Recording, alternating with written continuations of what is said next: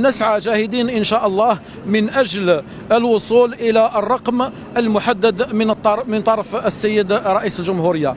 بالنسبة لمصادر الماشية، هناك دولة رومانيا التي نستقبل منها الشحنات الحالية، وهناك أيضا دولة إسبانيا التي سوف نستقبل منها الشحنات القادمة في شهر ماي إن شاء الله. بالنسبة لعدد الشحنات التي سيشرف عليها ميناء الجزائر، كما سبق وأن قلت تمت برمجة 4 شحنات، استقبلنا 3 منها. الشحنة الرابعة تم توجيهها إلى ميناء وهران، وهناك ستكون هناك برمجة بالتنسيق مع وزارة الفلاحة من أجل استقبال شحنات أكثر أهمية، وذلك خلال شهر ماي إن شاء الله.